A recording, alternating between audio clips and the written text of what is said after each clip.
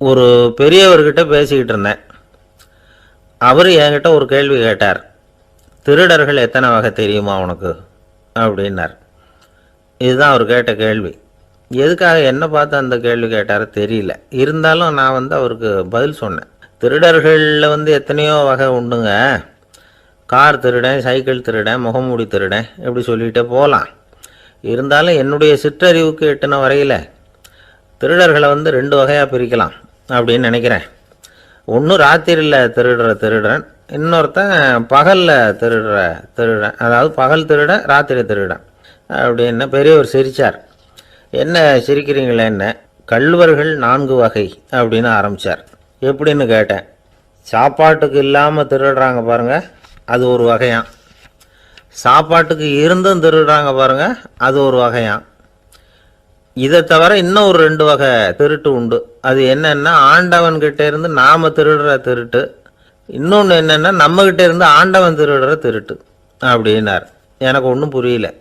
என்ன சார் இது, ஆண்டவனையே திருடன்னு சொல்கிறீங்களே அப்படின்னு ஆச்சரியமா. ஆமாங்க, ஆண்டவனை கல்வன்னு சொல்கிறது இல்லையா. காஞ்சிபுரத்துக்கு பக்கத்தில் திருக்கார்வனம் அப்படின்னு ஒரு ஊர் இருக்குது. அங்கே உள்ள பெருமாளுக்கு கல்வர்னு தான் பேர். அது மட்டும் இல்லை, திருமங்கை ஆழ்வார் தம்முடைய திரு நெடுந்தாண்டகத்தில் கார்வனத்துள்ளாய் கல்வா அப்படின்னு தான் அழைக்கிறார் அப்படின்னு நிறைய உதாரணம்லாம் சொல்ல ஆரம்பித்தார். அதுக்கப்புறம் அவர்கிட்ட பேசி நான் புரிஞ்சுக்கிட்ட விவரங்களை தான் நான் இப்போ உங்ககிட்ட சொல்ல போகிறது. அதாவது அவர் சொன்ன முதல் வகை திருடர்கள் சாப்பாட்டுக்கு இல்லாமல் திருடுறவங்க. இவங்களை திருத்தி போடலாம். சாப்பாட்டுக்கு இருந்தும் பணம் சேர்க்கணுங்கிற ஆசையால் பொய் கணக்கெல்லாம் எழுதுகிறாங்க பாருங்கள், அவங்க தான் 2வது வகை. 3வது வகை திருட்டு தான் மிகப்பெரிய திருட்டு. இறைவனுக்கு சொந்தமானதை நம்முடையதுன்னு நினைக்கிற திருட்டு. எது இறைவனுக்கு சொந்தமானது அப்படின்னா ஆத்மா. பகவானுக்கு சொந்தமான ஆத்மாவை நம்முடையதுன்னு நினைக்கிறது தான் அந்த மாபெரும் திருட்டு. இதுக்கு பேர் தான் ஆத்மாபகாரமா. சரி, இதுக்கு பரிகாரம் என்ன? எல்லாம் இறைவனுடையது, நமக்கு ஒன்றும் இல்லை அப்படின்னு நினைக்கிறது தான் இதுக்கு பரிகாரம். இதெல்லாம் இருக்கட்டும். 4வது திருட்டு ஒன்று சொன்னோம்ல, ஆண்டவன் நம்மகிட்ட இருந்து திருடுறது. அது எப்படி? ஆண்டவனை கல்வன்னு சொல்கிறாங்க, அது சரி. அவர் என்னத்தை திருடினார்? இப்போ இன்னொருத்தருக்கு சொந்தமான ஒன்றை எடுத்து வச்சுக்கிறது தான் கள்ளத்தனம். ஆனால் ஆண்டவன்னு எடுத்துக்கிட்டோம்னா இருக்கிறது எல்லாமே அவனுக்கு சொந்தம். அப்படி இருக்கிறப்போ அவரை எப்படி கல்வன்னு சொல்கிறது? இது என்ன புரியாமல் இருக்குதே அப்படின்னு சொல்லி பார்த்தா அதுக்கும் விளக்கம் சொல்கிறாங்க அவங்க.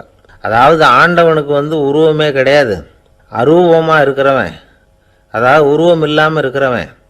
அப்படி உள்ள பகவான் நம்மளை மாதிரி உருவத்தில் இருக்கிறான். நம்மளை மாதிரியே கை காலு மூக்கெல்லாம் இருக்குது ஆண்டவனுக்கு.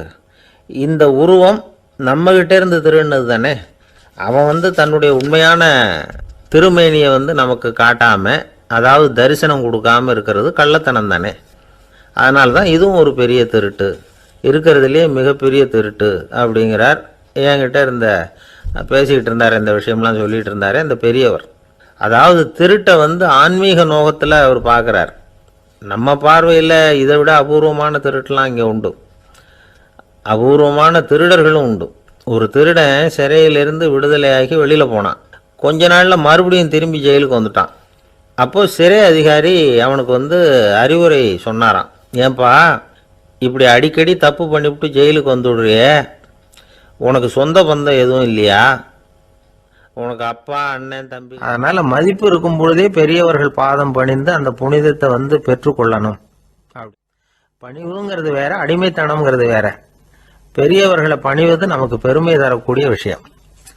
இதை மனசில் வச்சுக்கிட்டு எப்போ காலில் விழணும், எப்போ காலில் விழக்கூடாது அப்படிங்கிறத முடிவு பண்ணிக்கணும்.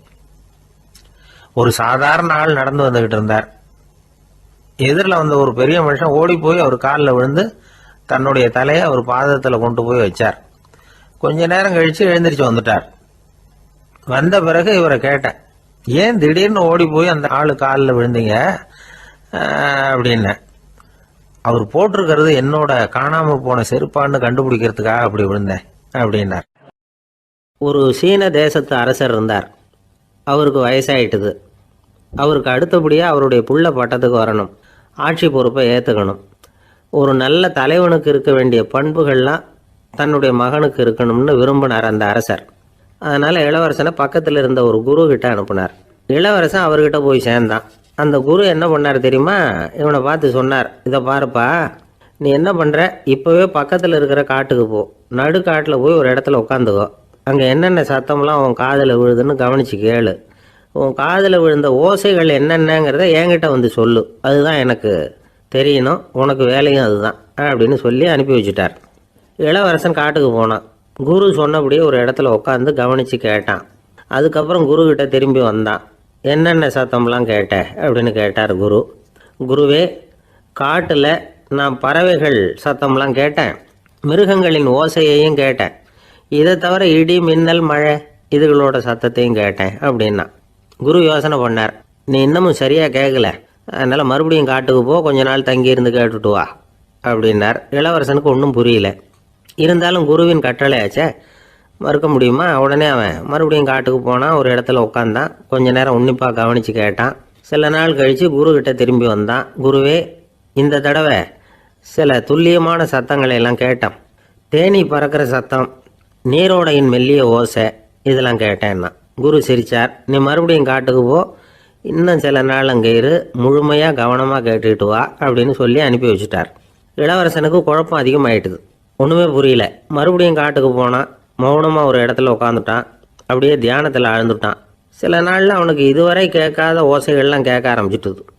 இதைத்தான் நான் கேட்கணும்னு என்னுடைய குரு எதிர்பார்த்துருக்கிறாருங்கிறத புரிஞ்சுக்கிட்டான். உடனே குரு கிட்ட ஓடனான். குருவே, இந்த தடவை காதுகளுக்கு கேட்க முடியாத சில ஓசைகளை கூட என்னால் உணர முடிஞ்சுது. பூ மலருகிற ஓசை, சூரியனால் பூமி சூடாகிறப்போ எழுகிற ஓசை, காலை பனித்துளி இந்த புல்லுலாம் குடிக்கிற ஓசை, இது எல்லாம் என்னால் நல்லா கேட்க முடிஞ்சுது அப்படின்னா. குருவுக்கு இப்போ தான் திருப்தி ஏற்பட்டு தான். இளவரசனை பார்த்து சொன்னார், இதை பாருப்பா, இப்போ தான் நாட்டை ஆளுகிற தகுதி உனக்கு வந்திருக்குது அப்படின்னு சொல்லி அதுக்கு விளக்கமும் கொடுத்தாராம். எந்த அரசன் தன்னுடைய மக்களின் இதயம் பேசுகிற மௌன மொழியை, மௌன வார்த்தைகளை கேட்குறானோ அவன்தான் ஆள தகுதி உள்ளவன்.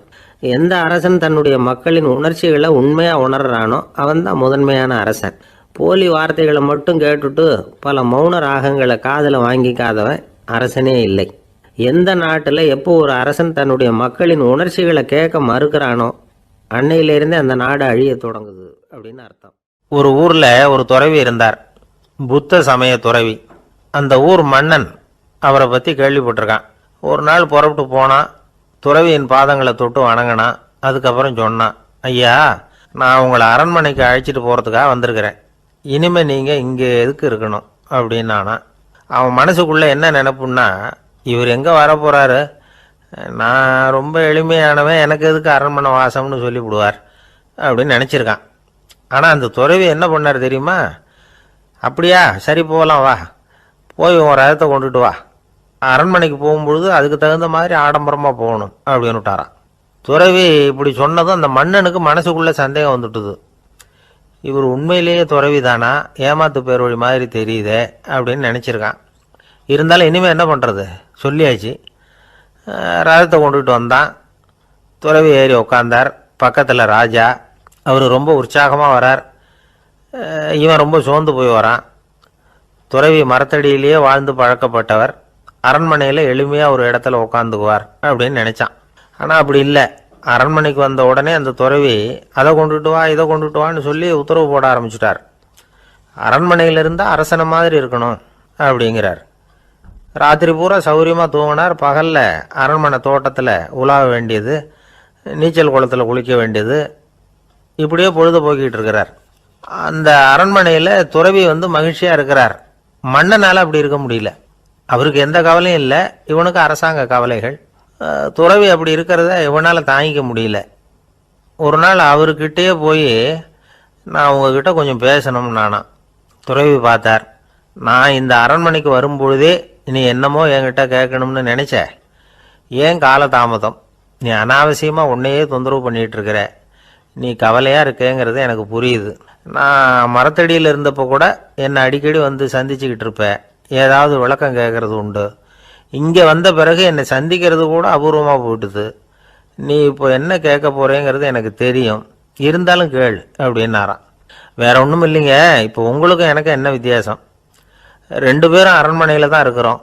நீங்கள் மகிழ்ச்சியாக இருக்கிறீங்க, நான் அப்படி இருக்க முடியல. இவ்வளவுக்கும் நீங்கள் முன்னாடி இருந்தது மாதிரி இல்லை. தினமும் தங்க தேர் கேட்குறீங்க, உயர்தரமான ஆடைகள் அணிகிறீங்க, சுவையான சாப்பாடு. இப்படி இருக்கிறப்போ உங்களுக்கும் எனக்கு என்ன வித்தியாசம்? இதுதான் மன்னனுடைய கேள்வி. இதுக்கு பதில் சொல்கிறேன், என் கூட புறப்பட்டு வா, இந்த நகரத்துக்கு வெளியில் போவோம் அப்படின்னு சொல்லி அரசனை கூப்பிட்டுக்கிட்டு ஊர் எல்லைக்கு வந்து சேர்ந்தார் துறவி. அங்கே போய் சொன்னார், இதை பாருப்பா, இந்த இடத்த தான் தேடிக்கிட்டு இருந்தேன். இனிமேல் நான் வந்து திரும்பி வரப்போகிறதில்ல. நீ என்னோட வர்றியா திரும்பி போறியா அப்படின்னார். நான் எப்படிங்க உங்கள் கூட வர முடியும்? என்னுடைய நாடு, என்னுடைய சொத்துக்கள், மனைவி, மக்கள் எல்லாத்தையும் விட்டுட்டு எப்படிங்க வர்றதுன்னா.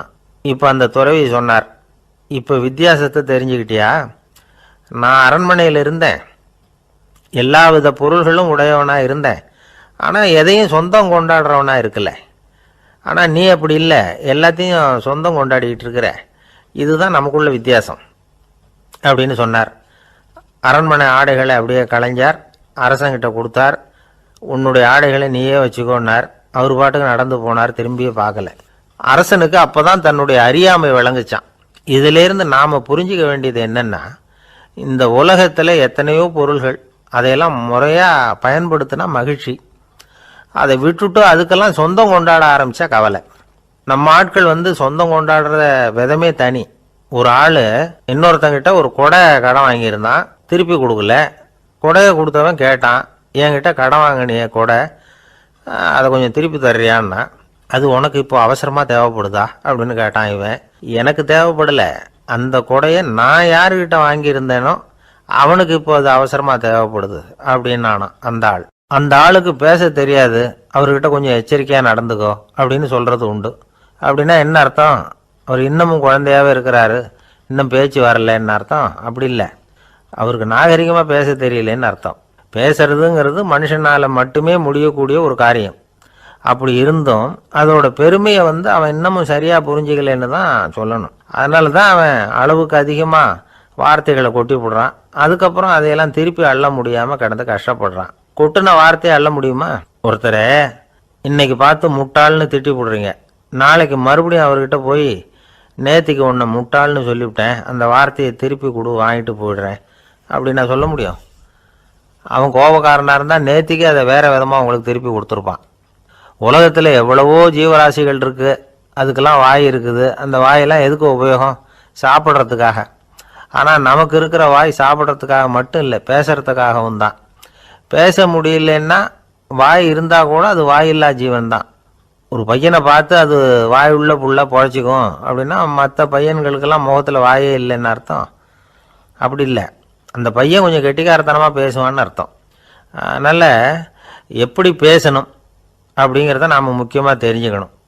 இதுக்கு 8 விதமான குறிப்புகளை நம்ம பெரியவங்க சொல்லியிருக்கிறாங்க. பேச்சுக்கு 8 அங்கங்கள் உண்டு அப்படின்னு அவங்க சொல்கிறாங்க. அதெல்லாம் என்னென்ன அப்படின்னா, உண்மை, நன்மை, அன்பு, நிதானம், இனிமை, ஆழம், சமயமறிதல், சபையறிதல். இந்த 8 தன்மையும் பேச்சில் இருக்கணுமா. இதையே கொஞ்சம் விவரமாக சில பேர் போர்டில் எழுதி வச்சுருப்பாங்க. அதாவது எழுத்துலையாவது அதெல்லாம் இருக்கட்டுமே அப்படின்னு நினச்சி நீங்கள் கூட சில இடங்களில் இதை பார்த்துருக்கலாம்.